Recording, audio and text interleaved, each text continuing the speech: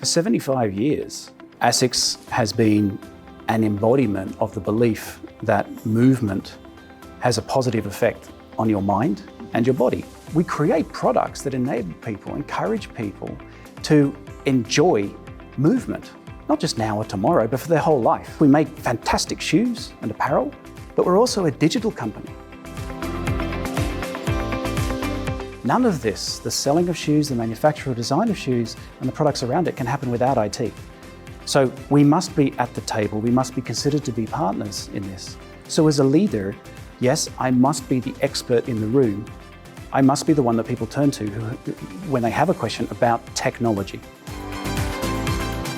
Every bump, bruise and scrape, fear, win, loss, that's who I am today. Embrace that. It doesn't have to be perfect. There's no such thing as blotting your copybook.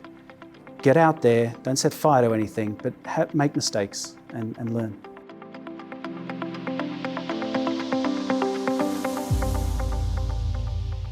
This is CIONET TV. My name is Hendrik Deckers. I'm here today with Aaron Stafford, who is the Group Senior Director for Global Security, for Cloud and Infrastructure, and for ERP Operations here at Asics Technology, the IT arm of the well-known premium sportswear brand Asics. A very warm welcome, Aaron. Thank you, Hendrik. Aaron, you have a degree in computer science from the Monash University in Melbourne.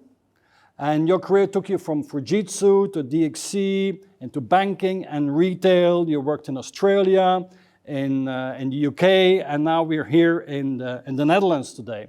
And so you joined Asics in 2022. So Aaron, tell us a little bit more about yourself, your background, who are you really, and how did you get into this current position here at Asics Technology? I would consider myself to be a technologist at heart.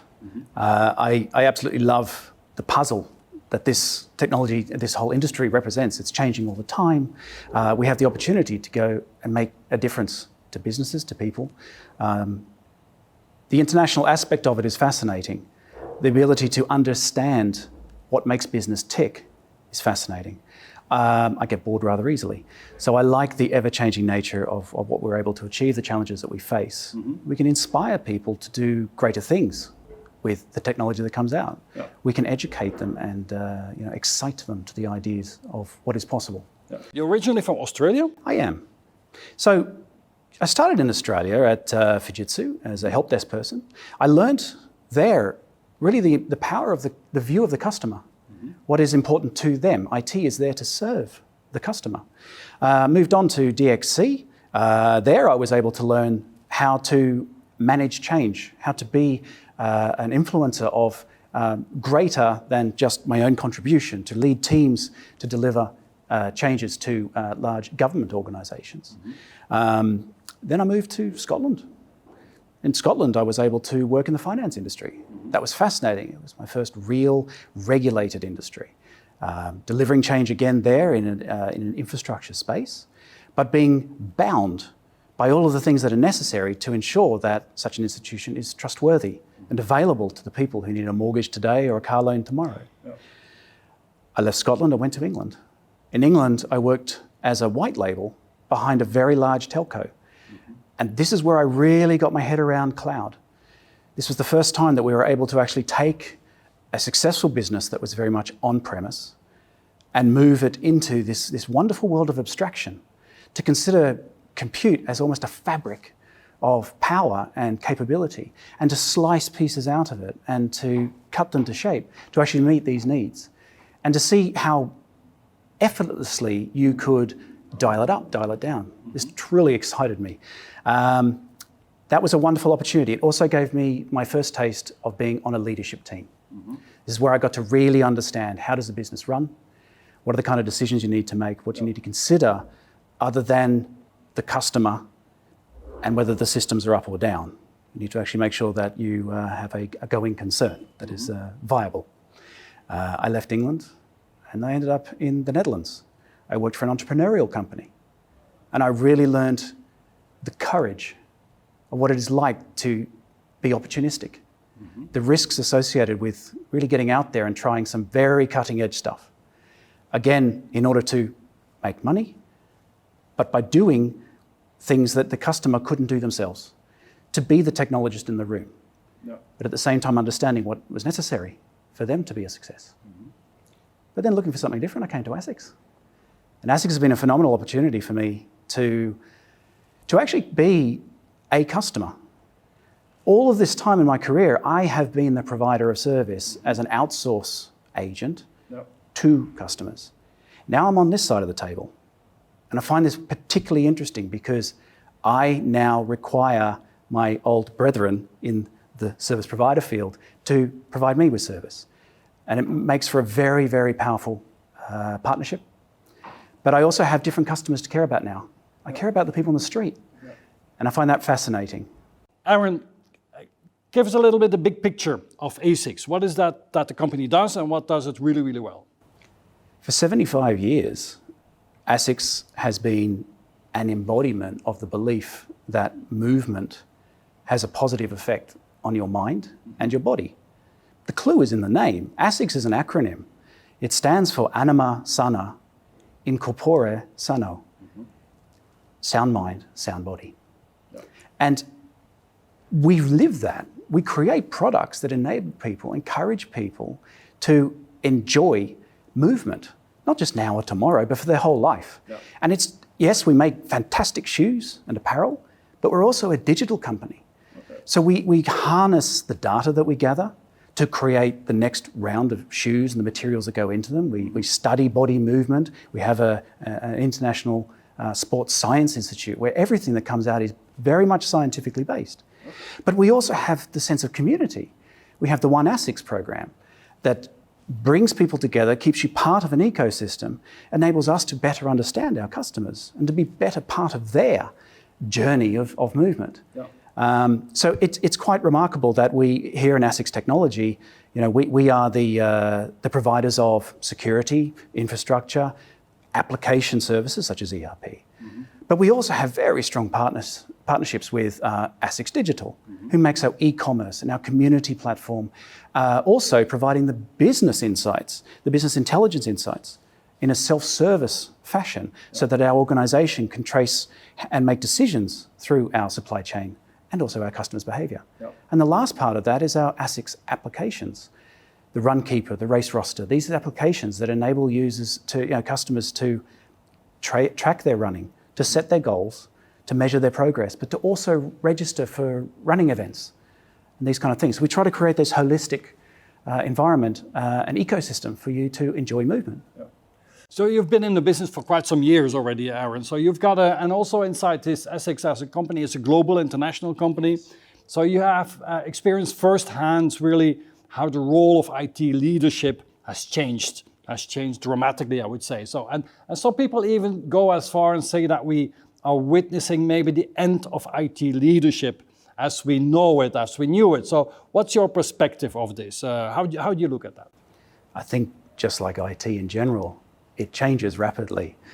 Those of us who do not embrace the change, look forward to the change, they're the ones who get left behind. So yes, it is changing. It is not how we knew it. The role has shifted to a place where we must realize that the business is IT. None of this, the selling of shoes, the manufacture or design of shoes, and the products around it can happen without IT. So we must be at the table. We must be considered to be partners in this. So as a leader, yes, I must be the expert in the room. I must be the one that people turn to when they have a question about technology or security. We must understand, what is this business here for? Apart from its shareholders, how do we operate within this ecosystem, within an incredibly competitive environment? What is it that is going to ensure that the business is here today, tomorrow, and remain relevant in the future? All of that depends on IT. And if we're not at that table speaking the same language, then we're not going to be able to do that. So you have really a tech background, right? Yes. And so how did you acquire the necessary skills and the necessary mindset to become also really a business leader? I'm innately curious. I like to take things apart. There's very little in my house that I haven't taken apart. But processes are the same. I really like to understand. I observe people who are in the business, who are the ones who are actually bringing the money to the business. I also begin by establishing that I too am in the business of selling shoes. everybody who works with me, we all sell shoes. Yeah. And unless you get that in your head, it will be just so much alerting and functionality. So being deeply curious and looking for why does this work? How will my message land? Understanding my audience. Yeah. Carrying that through as a day-to-day challenge to ensure that all of what I do is paid for by shoes being bought by end users, keeps me honest to the fact that I must be hungry for understanding how this organization works. Yeah. IT leaders must really become more and more business savvy, have to become business leaders, but also business leaders have to become really IT savvy. How do you see yourself, how do you see your role in making sure that your business colleagues really know what the world of digital and security is all about? How do you engage with them on that front? It comes down to relevance. I can't expect these people who are specialists in their field to invest their mental capacity, their hours in their day to understand something which is not their core business for no apparent payback. So, what does it mean to me? What do I get out of this? If I'm able to answer those questions and to lower the bar, the threshold of entry, to understand what is necessary for them to get the most out of the services that I deliver, or the talent and the wisdom that I'm able to bring to the table, then I don't expect them to be interested. They must, in my mind, they must be interested. We live in an IT world. IT is this business. Yeah. There is a level of tech fluency that everyone these days who is going to succeed must have. Yeah. But in this sort of artificial construct of an organization, it falls to me to ensure that it is available in a relevant way for these people to take interest, to invest their time. Yeah. How do you see the role of IT leadership in general evolve? I mean, we come from the basements where it was the EDP department providing mainframe solutions, and now we're in this dynamic world. And what's your vision for the future? Where is IT leadership going? We must be at the table. We must be seen as integral as the people, and I'm going to use the Asics example, but as integral as the people who are designing that next flight foam or whatever's going into that next shoe. Yep. They're at the table because they're selling core product. We should be at the table because we're enabling that product to be sold. Yep. And that not only are we enabling, and this is my real dream for this, is that we go beyond being an enabler, but we are seen as the accelerator. That a problem that these people who have their expertise, they see we need to do this to remain competitive, or in fact to beat the competition, and the first thought they have is, where's Aaron? I need him at my table. I need someone from his team at my table to see how we can make this happen. That is the future of IT. I think what is also important is to empower the business although I would love them to think of me and go, where's Aaron when I got this great idea, I would also like them to feel they can play. The power of play is extremely important. And I think we in IT have not done ourselves too many favors by kind of selling a lot of scary stories in the past. You can very easily blow your budget by just punching in the wrong number of a virtual machine, or you do this and the hackers will have you. We need to create safe spaces where the business can actually go in and play themselves. And we can do that these days. That technology is there. Yep. Then we need to ensure they understand the value of this and that it is worth their investment in time to have a play and then come to us with some ideas of their own. So translating business strategy into a digital IT strategy. So how does that work? Can you give a practical example of how the process works here in Asics, making sure that business and IT are well aligned and work well together? Sustainability is a good example.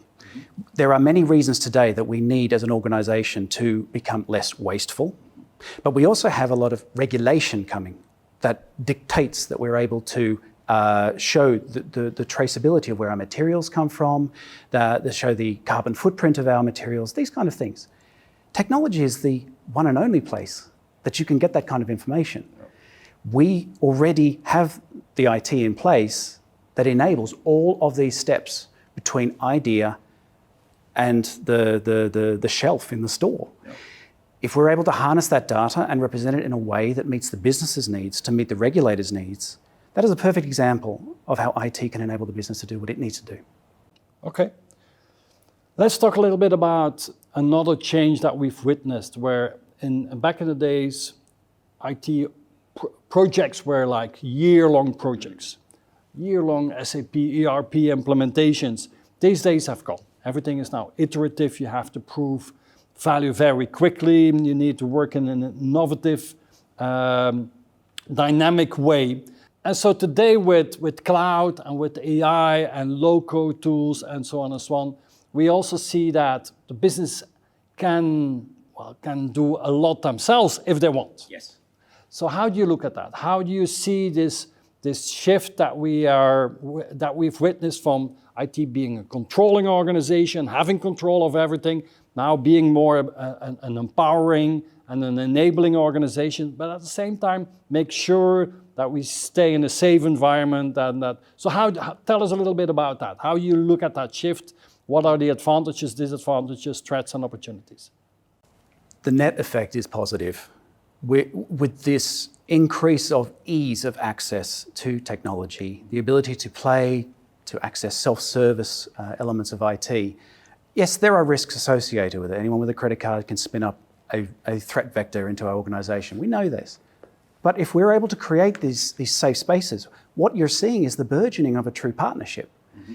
Because the business ideally will come to us having had a go, having had a play with something which only they are the ones who are the expert in their field. Mm-hmm. And if we've given them something to actually realize or pilot or prove the concept, then in a way they've kind of done a bit of our work for us. Yep. But they also feel part of the story. And this is very important because change is an interesting thing. If people feel they've had their story told and they can see themselves in the journey and the end product, you tend to get better results. You certainly get a lot better buy-in. So yes, the years of the waterfall, long-term project, yeah, there's still a place for that. Mm-hmm. But I would suggest less so. I think our ability, and this is again why I love this industry, is because it is always forcing us and challenging us to change our way of thinking. Because now you must demonstrate iterative early wins because everything can be done so cheaply and switched off so cheaply. And this is the beautiful thing about it. Let's try an idea. Yep. I remember the days when I was actually building business cases for the capital expense to buy servers the size of this just to even get going. Yep. It's madness if you look at it now. I just want to turn on a VM, try something out. Didn't work. Great. What did I lose? A couple bucks. Yep. It's a very exciting world. And if we can bring the business to the table as part of that and empower them to do these things, that's partnership. Yep. Let's look at the security part, because a major part of your role is to look after security, cybersecurity here at Asics. Mm-hmm. So how do you look at that from a security angle? Because things are getting more complex, more iterative and so on. So there's more risks involved at the same time as well, or not? Yes, absolutely. And so how do you mitigate that? How do you manage that? From a security perspective, we're facing an asymmetric war here. The bad guys are better funded and they have no rules, right? We're well funded, but we have a hell of a lot of rules, And so we need to ensure that we are never seen as the Department of No. So I come back to what I said earlier about these safe spaces for people to play. If we're able to create landing zones, sand pits, these kind of things where people can spin stuff up quickly and easily, and where they feel comfortable that they're not going to break something, then that is important. And I think that this is the key to it. Let's not lock everything down and tell people, no, I'm sorry, you can't do your job that way. Mm-hmm. Let's ensure that we listen to the business and understand what is it required to do your job, and how can I ensure that the security is almost transparent. And I'm going to refer to the zero trust movement as something that I am a very big fan of. Yep.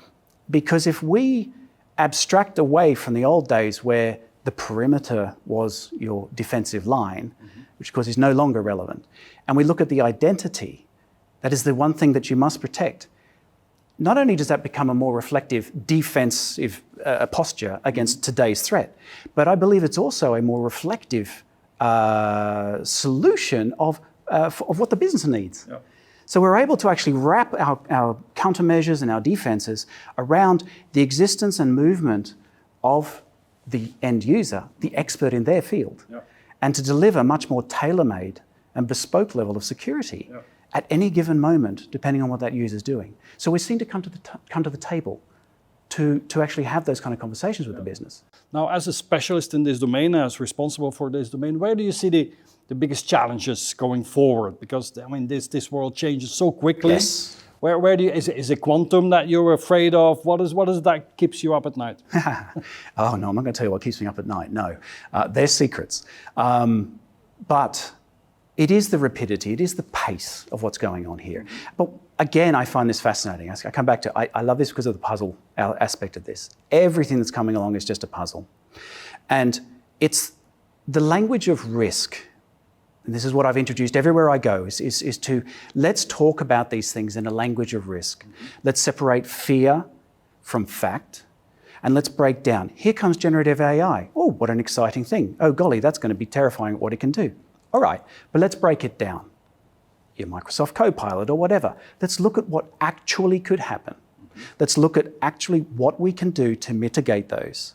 And what we're left with, decide whether we're able or willing to accept that risk. And if you take that approach, you get very good at it, very fast, and you're able to maintain a level of agility in the face of all these things coming. You mentioned quantum. Yeah, that's a problem. But I counter that by ensuring that you always do business with the biggest and best partners, because that is a mitigating factor, because most likely they have been investing, or in fact they were on those committees who went and created those quantum safe algorithms. So yes, I have these conversations with my vendors to assure myself that they are in that space and that I will benefit when the time comes. So we talked about security. One of your domains of responsibility is cloud and infrastructure as well. Tell us a little bit where you are in your cloud journey, and what do you see as the end goal here in this environment? First up, there is no end goal. This is, if there was, I'd be bored. No, actually, I was pleasantly surprised when I turned up at Asics back in 22 to see that Asics was already pretty much a cloud company. I looked around trying to find a data center and a bit of on-prem in a cabinet, and there really wasn't very much to see. So that was great. I've done that many times myself, moving from two. I thought, well, there's one less thing I need to do again. So Asics is really a digital company. There's no two ways about it. We're very fortunate that our president and COO used to be our CIO. Okay. So that helps. It does help, and it sends a very clear message to the industry that Asics is a digital company. I see that every day. The separation and consolidation of Asics technology and Asics digital and Asics apps, this is also a message to the industry that the core business is creating sportswear, but that we've created these separate arms who get out of bed every day to do this specific job, to bring the best enablers and accelerators and protectors to the business. So would you say that you're already 100% cloud now, and is that the end goal? We're virtually 100% cloud, yes. But who knows what comes next? What I find though, and this is still part of our journey, is to ensure that our business friends who are out there doing their jobs understand that cloud is not just another data center. Cloud is a completely different paradigm. You can spin it up, you can spin it down, you can try all kinds of exciting things. You're working with partners such as Amazon and Google and Microsoft. They have customers.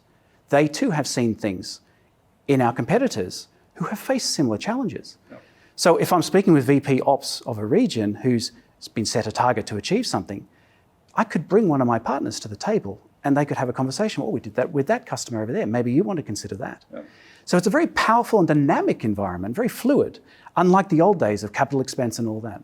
So that is still our journey. We need to be going into that space where cloud is recognized for the benefits it brings. Okay. Let's talk a little bit more about your partners, technology partners that you work with. I mean, back in the days, you would have big outsourcing partners, but now that we're in this iterative, dynamic way of working, that also means that we need different kind of relationships with our partners. Tell us a little bit about how you manage your partners and the ones that you work with. Indeed.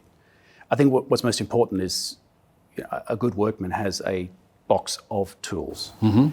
If you only have a hammer, then all your problems are nails. So we are able, in this very dynamic environment, these days it's very good. You can pick partners for particular jobs. All of them can pretty much do all of the jobs, but you pick them for a certain space, and that in itself is not static. But you're able to go and look at their credentials, look at their reliability or their innovation in those spaces, and you pick them for that. And over time, you deepen the relationship and you understand where other capabilities lie. You also get to establish how important are we to you? How much do you invest in understanding us? Yeah. How much of our roadmap and your roadmap align and that we're willing to share? And then as renewals come up, you can then start to shift the balance between them. So that to me, I think is quite an exciting part of the way the world has gone, is that, and Asics in general does rely more on outsourcing for most of the bigger or the more specialist work. Yep. So Asics Technology, we are a company of predominantly owners, visionaries, leaders. Most of the work is done by our vendors, who are the experts in their field. Yep. And who demonstrate to us over time that they genuinely understand our challenges and wish to work with us to make a success. Okay. One of your partners is Fujitsu. Tell us a little bit about what kind of work that you do with them and how that goes. Fujitsu is our primary provider of Microsoft services. So Asics is predominantly a Microsoft house when it comes to productivity and security. From a user authentication or authorization perspective. And that needs to be managed by people who do this for a living. So instead of hiring an army of people to do this, Asics went out and found ultimately Fujitsu, who over the last 4 years have done a pretty good job of looking after our estate, but more importantly to me, investing in understanding Asics. Our shift, as a leader of our security program, we've changed. Fujitsu's been a part of that change. They've been observing that change. They've been helping us on that change. So the Fujitsu relationship we have today and the tasks they perform today, it's changed. There is a nice growth there. I found that Fujitsu has been dedicated to understanding us, but also the people who work for Fujitsu in India, in the Netherlands predominantly, they really have stepped up. During bad incidents or things like that, bang, I have these people always there. And interestingly, unlike most managed service providers, I actually do see quite a bit of innovation coming through. They recognize that it's not enough just to keep the lights on. Yep. That's important. But they also do follow through with innovative ideas. Yeah, I interviewed John Walsh, the CTO of Fujitsu, quite inspiring. The ideas that they have and the way that they're going forward, right? Yes. Yeah, no, it's they have a lot to say. Sometimes I need to kind of dial them down every so often. It's like, yeah, that's great, just not now, but they'll circle around again. Okay. Another thing that really drives innovation and an innovative and dynamic way of doing IT in organizations nowadays is that we have become data-driven organizations. So we should be data-driven organizations. So tell us a little bit about the roadmap that you're on here in Asics on everything that is data, and then as a spin-off of that, AI? Yeah. Data is the fuel of all the innovation and the insights that we need. It sounds like a cliched term, but also as the security guy, data is also our kryptonite because it's a thing that wants to be stolen and can be used against us. But let's come back to our strategy. Data is key to everything that we seek to achieve. We have data from our science institute to ensure that we're actually developing shoes. We've been doing this for 75 years. There's a lot of data there. We have many, many customers. They are all feeding us data, not just their procurement, their purchasing behavior, but also through the Runkeeper app and all these, and the races that they're involved with. We have a lot of data that we can give back to them with added value. We have our supply chain.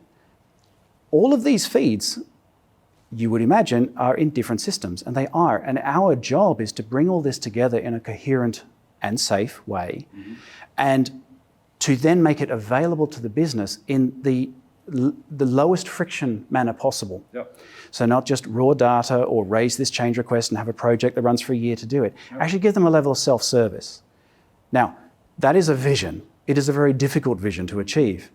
But Asics Technology and Asics Digital particularly, we're working together on this to ensure that there will be a self-service Asics data platform that ensures that the business is able to get what they need. And in fact, when I mentioned sustainability previously, it's that Asics data platform that's enabling that. Yeah. So would you say that this whole movement of becoming more data-driven and also become more AI-driven comes from Asics Technology and Asics Digital, or is this a demand that is driven by the business itself? There is absolutely a demand from the business. Good business leaders need to measure in order to manage. So they absolutely have information needs. There's no point really in turning up as a technology department going, hey, look, we can give you these. They'll go, what's the point of that? It needs to be driven by what the business actually needs to innovate, to compete. And that's why it's so important that we are speaking their language to begin with, that we have these bridges already in place so that there isn't a point in time where we go and seek what is it you need now. We can see the writing on the wall. We know what's coming, and we're already thinking in those ways. So yeah, it's and from an AI perspective, this is fascinating. I'm also the chair of the Global AI Governance Board. So it's a great position because I get to see all of the AI initiatives. And in the last year, I think we've done just under 70 initiatives that have come across our board. And it's really, really interesting. And what are the most promising ones? Material science. So that there are guys who are wanting to actually work with AI to see how they can expand their understanding of the materials. There's manufacturing aspects, which is fascinating because most of our manufacturing is done with partners, but there are aspects of it that we still need to be playing a part in. So, such as X-raying product before it leaves a factory to make sure that no foreign bodies got into the material. I never thought about this stuff, but this is needed and AI can be brought to the table. Your co-pilots. Everybody's offering a co-pilot these days. All these incumbent tools are offering co-pilots. But actually, a lot of these can provide a lot of value because they can take the lowest level of work out and enable the humans to do what they're best at, the creativity, the critical thinking. We have tried a few customer-facing experiments where you can bring to the online community an experience which could be in some ways similar to the retail store experience where you can have a conversation. And during that conversation, the selection of shoes being shown to you diminishes until you've kind of reached a point. So there are many ways that we're looking at this. And of course, all of this relies on the data not just being available, but coherent and aligned with everything else that's in that space. Yeah. And how do you see the impact of AI on the IT department itself, on, for instance, security? I mean, it must have a big impact, no? It is phenomenal. Firstly, it's being used against us, of course. And it's one thing I do like about my hacker brethren on the other side of the fence is I seek a lot of inspiration from the criminals who are attacking Asics. Because as a business model, it's fascinating to see what you can do when you kind of have unlimited funds and no rules. But you really can see like almost performance. It's almost like watching Formula One. Wow, they can do that. Now I can try a similar thing. And we are doing this. One thing that we face is it is very difficult to hire very experienced security people in every single region in the company, all over the world. So what we do is we actually lend the generative AI into those spaces so that our very capable IT managers are able to have a conversation with our security platforms and actually say, okay, right, well, what are my top 5 things I need to be looking at right now? Oh, I've had an alert.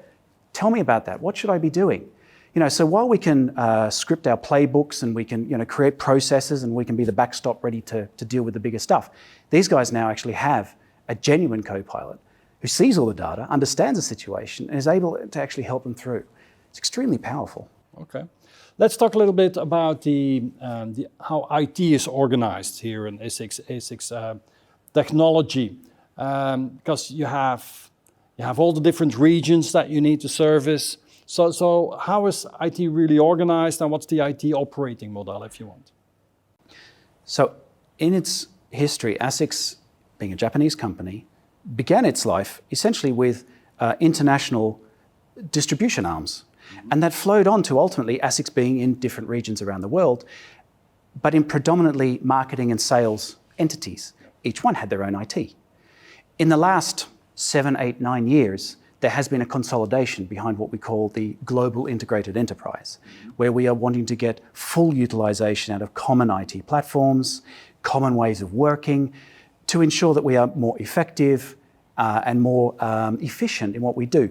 So what we have is, while the regions are still separate legal entities, we've created what we call a global alliance across all these regions. We are corporate, aka global. We don't run a region. We are the ones who own the vision, the strategy, the roadmap, and the vendor relationships. And we sell this to the regions. They operate what we deliver. So it creates a much, in a way, we're able to do what they can't, because they need to keep their shows on the road. We need to actually map out the road for them. It works pretty well. There's no mandate. It's a very interesting diplomatic and collaborative relationship. That actually works very well. And we are primarily an in-house service provider. Asics Technology provides the security, the SAP ERP system, the global infrastructure. Asics Digital is the e-commerce, the data that comes from our customer behavior and all that, and the loyalty program. And of course, you've got Asics Apps writing the applications. Again, serving the businesses in the regions. Let's talk a little bit about, I mean, this is really a global company. And so you're active in almost every country around the world. You have teams in many, many different places. Your teams are here in the Netherlands, but also in Japan, I understand. So how do you manage all the cultural diversity, the different languages, the different mindsets that you have? I mean, you have an international background as well, but what are the challenges and what are your secrets to make sure that you manage an international team and business like that? No secrets. Listen more than you talk, I think, is what it is about. I took this job because of that particular element of it. It is a truly global job. And I have not, and I wouldn't want to have some mandate to tell people how to do their job. I have built a team of people who I've hired into the business over the last 3 and a bit years, who share that same interest in listening, understanding our role, but listening, allowing these regions to tell their story, to feel they're part of the solution, to who they can actually see their character in this narrative. And then taking that and going, right, we'll own that for you, we'll drive it forward, we'll negotiate the best deals, but you carry on, make sure your business is able to sell those shoes, we will deliver you these services, we'll be your backstop if you need us, but we're in this together. And we're doing this in a way that actually weaves together all of your stories. Some regions do require or wish to be told more than others. And it's a matter of listening and understanding, how did my message land? What can I tweak next time? And it actually makes hiring an interesting challenge, because I don't need just technical experts, I also need diplomats. And I'm very pleased with the people we have on the team right now. But yeah, the ones who really make a success here are the ones who are able to alter or put on a different mask or different words for each different region. So, Aaron, you talked about your team, and that you have a great team at the moment. So what is it that you do to attract the right talent and then to keep them and to make them successful? So what's your team management secret ingredients of your success here? I need the best people I can possibly find.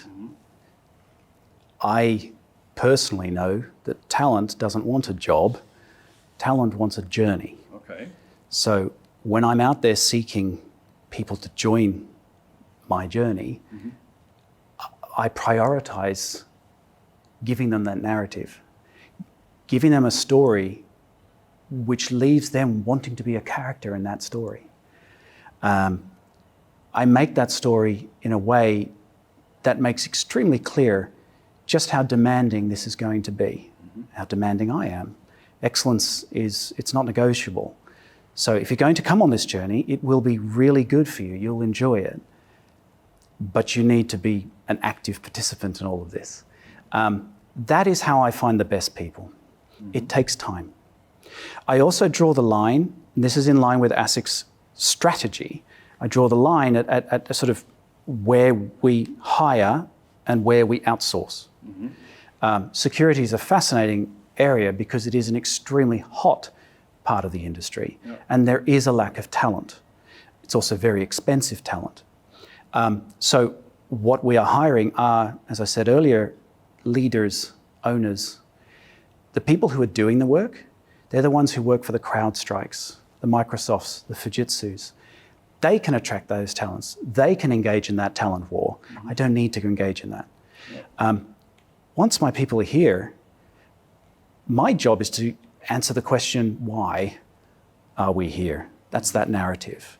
So I make it extremely clear what that story is and what your role is in this journey. And then I get out of their way. I make sure they have everything they need to do their job, whether it be tools, principles, mission, but then I let them do their job. And I demonstrate to them that this is a high trust environment, that I trust them to do their job, and I'm always there for them if they get stuck or they just want to shoot the breeze.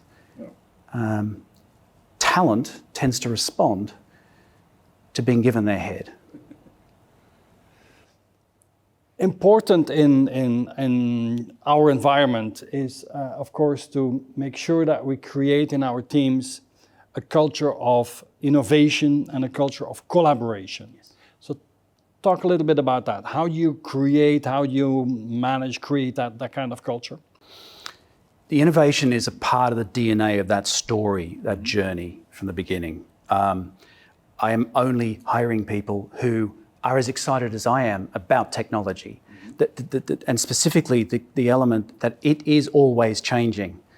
You know, that is the nature of this. So if you're not into that, if you haven't played in cloud, or you don't know and I will throw latest terms or ideas at people during interviews to see whether or not they're clued up on this stuff, or in fact they're showing any level of interest. I need curious, hungry people. So that comes in the package. The collaboration and this ongoing support of each other. You know, again, we come back to this high trust environment. It is a safe space. We have a very hard job and we run a heck of a pace. But I'm open, I'm vulnerable. I share my weaknesses with my people. I don't hide anything. I do that to be an exemplar of what it is like to work in this team. And hopefully, and empirically speaking, I see that people resonate with that. Oh, the boss has this problem with his mental health or something, or he has this problem at home, or this is a challenge. And he actually came to me for advice. And that works. I was doing a dailies this morning, and there was a really interesting success in the face of actually earlier in the week we had a very serious cyber event that I had to work on. And the fact that me and a few of my people had to run away and deal with that, yet everything else carried on, that required me to make very clear to everyone that I was very grateful. And it's all because all of them fill the void and go back to their normal jobs as required. It's a fluid thing. And make sure that people understand that is excellence. That's what we need. Now, Asics is a global company, but it's a Japanese company, right? So there must be Japanese elements in the culture and the way that business is run here. Tell us a little bit, what is it that you really appreciate of that Japanese part of the culture? And where do you see that us Westerns have challenges with that kind of culture?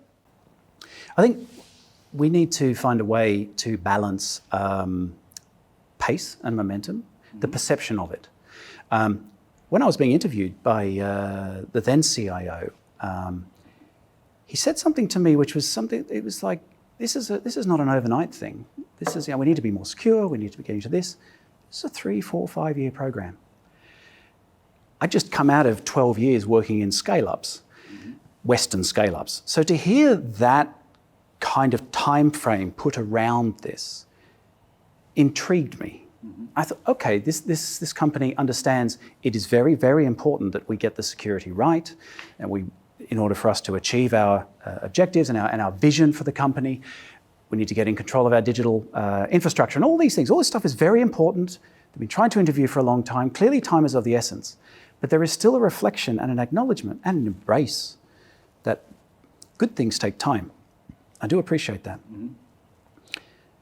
Something else that we need to balance is the Nimawashi concept. The idea that you do not bring to the room the decision that needs making for the first time. You go around the houses first. This is something I had seen when I was working in England, and I had practiced it, but in a way not religiously. I just kind of felt right. I'd maybe talk with that person, but maybe I'd sort of surprise that person at the meeting. You absolutely do not do that here. And that, I do believe, is very much a Japanese trait. And actually, I really enjoy engaging in that. It does, not only have you observed what you must observe, because no one will appreciate you just turning up and surprising everyone, but those conversations are extremely powerful.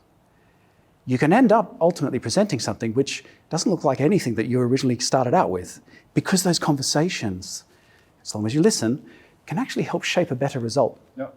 And I do think that, to me, is very powerful, and I think we could learn more from that. Okay, super. Now, we talked already a little bit about your way of managing teams, creating teams, and so on. Let's talk also a little bit about your leadership. How would you describe your own leadership style, and how do you think you are perceived by other people in your leadership style? I think I'd summarize it by saying that pragmatic, strategic, empowering. There's a lot under there, but let's look at it that way. I make decisions quickly and with purpose to keep us moving forward. It's why, to me, it's extremely important to have a vision, a strategy, and a mission. Because to me, these are our first principles from which we develop all of our decisions. Because you can't plan for every eventuality, but so long as you've got a solid set of primary foundational ways of thinking, then you can make any decision you need to make. So whether it is the decision you want to be making comes down to pragmatism. Right now, this was the best way forward. We still maintained momentum. The net result was positive. So I think that is number one. I want to be, and I believe I'm seen as being pragmatic, and that my decisions have purpose. Strategic, everything I do is with a long-term picture in mind. I can't help but not think that way. Sometimes to my own detriment. I do not like making throwaway decisions. It doesn't mean it will leave me paralyzed. I still stand by, refer you back to point number one. But everything I do is with the chess game in my mind. What am I giving away here because I'm going to do this? What is it going to result in further? How many other moves do I need to get back to where I want to be? But always that North Star. And the empowering part should come as no surprise given what I've discussed so far. That high trust environment. I'm very clear on what my job is. I'm here with the why. My guys are there with the how. And let's come together on what the what is. All right. That requires me to demonstrate that I have empowered my people to do their job, that I have faith in them, that they have my trust. Now, that doesn't mean it always works out that way. I have been caught by surprise. Can imagine. And that's unpleasant when it happens. Yep. You then need to wear it. That was my decision. I'm the one accountable. Yep. Geez, I wish it hadn't happened. But then I need to course correct. I need to meet with my people and establish, this is what I had set as an expectation. This is what I got instead. Let's understand why the gap, and let's set off again. Yep. But I do wear that as a decision. So there are times where I have failed to meet my promises to the organization because the trust I placed, or whatever around it, the empowerment, the enablement, whatever around it, was not up to the task. It's still my decision. I own that. Okay. Aaron, you're clearly very, very passionate about technology and about leading and purpose and teams and the mission of the company and your work. But tell us a little bit what you do outside of work. What are the passions? What are the things that you do outside that keeps you balanced as well as a person? You mentioned balance. I think the first thing I do is I acknowledge and embrace the fact that I am not a balanced person. I do. My work is a hobby to me. I love what I do, and therefore I actually find it difficult to switch off. Okay. This is not a 9-to-5 job. In fact, my career has never been a 9-to-5 job to me. I've been doing this since I was a teenager. I just happen to get paid for it now. Yeah. That in itself has its challenges. The human body and mind can only deal with so much. So I do need reminders and distractions and a very understanding wife who keeps me in some semblance of balance. I run, and that's not why I joined Asics, but I run, which is good. It is good for my mental health to run, and it's obviously good for physical health. I listen to music. I like classical music. I like going to classical concerts. That's fun. But I am my happiest when I'm learning something. I can't stop the brain from working. So for the last few years, I was into ethical hacking. So I was learning techniques that the criminals are employing against us. And that was a lot of fun. I recently stopped that, and now I'm writing iPhone apps. Again, and I'm even making, I think I made $12 so far. Wow, yeah. Congratulations. It's certainly no side hustle, but I'm learning something new, and I need to learn. So whether I'm reading a book on the history of whatever, or I'm cutting some code in a language I don't know, I need to keep the brain moving. I do, however, have some rituals, routines. Every Saturday morning, I'm out with my wife in the dunes of Den Haag, enjoying the sun rising and the birds singing and the beach. So there are certain things which I do hold very dear, and I will always do to ensure that I'm totally broken free of this. Let's talk a little bit more about your personality. And you shared with us that your MBTI type indicator is INTJ, also known as the architect, which is I would say, a profile that is pretty common among IT leaders. And so this is a personality type with introverted, intuitive, thinking and judging traits. And so these are thoughtful tacticians that love perfecting the details of life, that apply creativity and rationality to everything that they do. And the inner world is often very private, a private and complex one. So you'll be the judge of that. So what I'm going to give you is a couple of strengths and then a couple of weaknesses of this personality type. And then you can tell me how you relate to that, how that really, if that profile fits you as a person. So the strengths of an architect, of an INTJ, is that they are very rational, they're very well informed, they're independent thinkers, they're very determined in what they want to achieve, they're curious by nature, and they can be very, very original. So where do you recognize yourselves, and could you maybe give an example on to illustrate that? Everything you said fits. I mean, obviously, otherwise I wouldn't have come up with that personality type. I think curiosity is the overriding one there. I can be sitting there in my car and looking at the traffic light and wondering, okay, how does that work? I find it fascinating. I need to get to the bottom of how everything works, ranging from people's personalities or the decisions they made through to macroeconomics and why is this happening to the world. Yeah. I just have to do that. The challenge is I need to reel myself in. I know what I'm paid to do. I know that every hour I'm here equals X number of boxes of shoes going out the door. So that's a good reminder that I need to apply that superpower to this job here. And that again is why this is my hobby. I find this truly fascinating. It's changing all the time. And I will never get to the end of learning how Asics ticks and the challenges it faces and how I can help it. Yeah. Potential weaknesses. People with your profile is that can be sometimes come across as arrogant, as dismissive of emotions. They can be overly critical to themselves or to other people. They can be combative. And they can be sometimes socially clueless. So where do you recognize yourself and how do you overcome these weaknesses to still be a very successful professional? I think that question included an assumption that I do overcome it. All of the above. That is who I am. I know I come across as arrogant. I'm not arrogant in myself. I'm not. I don't believe that I play a role that can't be part of this team, that I can achieve in what I do in isolation. I don't suffer fools. That is absolutely true. If I find that you are wasting my time or the company's money, then I'll call you out. I can be combative. If I don't feel that you're meeting my demands, and what I mean by that is the demands of being here and consuming this company's money. Yeah.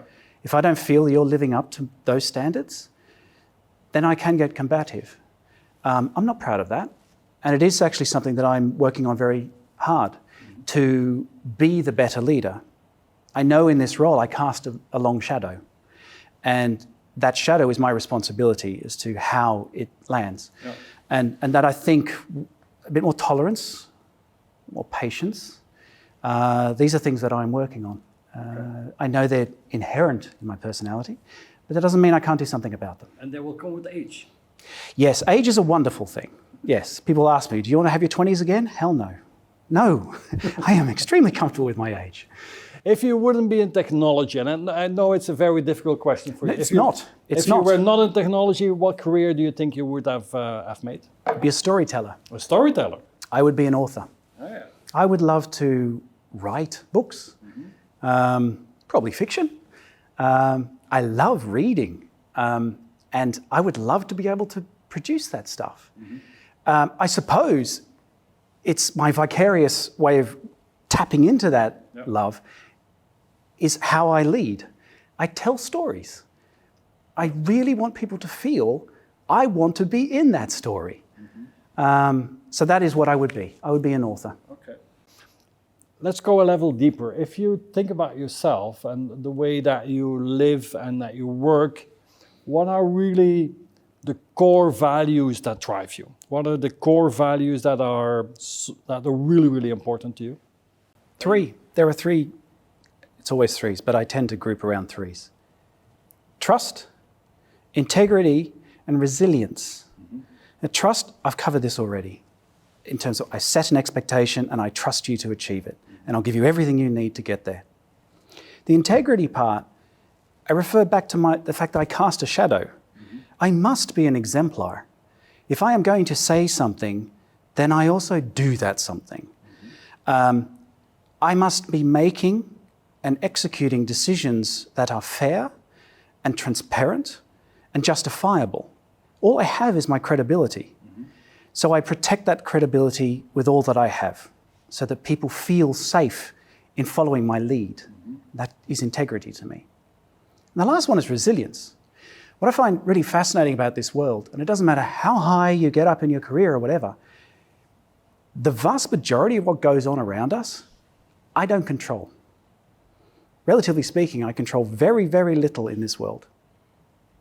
There are two things I do control though, and that is my preparedness and my response. Those I do control. Those I am responsible for and accountable for. So, and that to me is resilience, because if I embrace that, then when the world throws stuff at me, I can say to myself, look, I've done what I can to prepare for this. There are times it's complete blindside, but then I'm going to choose my response to this. And it can be a massive cyber attack. It can be the death of a loved one. It's how you respond to that. To me, resilience is very important. It's how you respond when the chips are down. And I take it very seriously, and it's very important for me to demonstrate that to myself, first and foremost, that I have resilience, that I practice this. And I look back at the examples or the situations I've had and critique those to see, what could I have done better? Or cutting myself a little bit of slack. But yeah. Who are the people that you look up to? People that you learn from, that you say these are examples for me in my personal, professional life? You know, there were three people in my career who I can honestly say influenced who I am today. The project manager, the salesman, and the entrepreneur. Back in Canberra, my very first project management boss, he was a really humble, pragmatic guy. And he pointed out to me, he said one thing to me once, and it was, you know, it's a really long fall from the podium. And it really stuck with me, is be very, very careful, no matter how good you are, be mindful that it can all just go because you've had one moment of inattention or whatever. So that really stuck with me, and I'm forever grateful for that. The salesman was the managing director of a company I worked for in England. And he said to me, people buy from people. And that, honestly, there's a life before that moment and there is a life after that moment. It really made me realize that it doesn't matter who's at the table or who they represent. At the end of the day, I'll buy from you because I believe in what you stand for. And the team behind you. And the entrepreneur, unsurprisingly, was here in the Netherlands. He taught me to be bold. It's very interesting being a technologist, particularly in security, but in general. You know, our job is so much to enable, to keep that business going, because we know that, classically speaking, we don't earn the money. We're here to help those who do. And what he taught me was actually look beyond that. Don't be afraid to let your feet leave the ground and to do things that are a little risky. From him, I got the real skill of the opportunist. I'm an ambitious person anyway, but I like to think now that I have a little bit more willingness and a little bit more comfort with the discomfort that I experience when I see an opportunity. I do my checks, manage the risk, but I'm more willing to kind of go out there and achieve something for the greater good as a result of him. Yeah. Okay. So Aaron, thank you so much for your hospitality and your time today in this beautiful European headquarters of Asics. And I want to finish with the last question, and that is, these videos are watched by ambitious young professionals that want to follow in your footsteps. What is the advice that you have for them? Embrace the process. It doesn't have to be perfect. Understand that you must understand the business to be part of the solution. It's not about technology for technology's sake. Learn your craft, be the expert in the room, be ever curious about the next big thing and what's coming along your way. But understand that what pays for it, now the shoebox is going out the door. In order to therefore be part of that, you need to understand what makes those and gets them out there. Learn that and make that part of your learning journey. But embrace the process nonetheless. You will make mistakes. You will be afraid. You will not achieve everything you set out to achieve. That's okay. If I look back, I'd love to be able to look back at my younger self just for a laugh as I bumped into things and fell into potholes. You know, that's what it's about. Every bump, bruise and scrape, fear, win, loss, that's who I am today. Embrace that. It doesn't have to be perfect. There's no such thing as blotting your copybook. Get out there, don't set fire to anything, but make mistakes and learn. Okay, and on that note, thank you so much. It was a pleasure. Thank you. Thank you.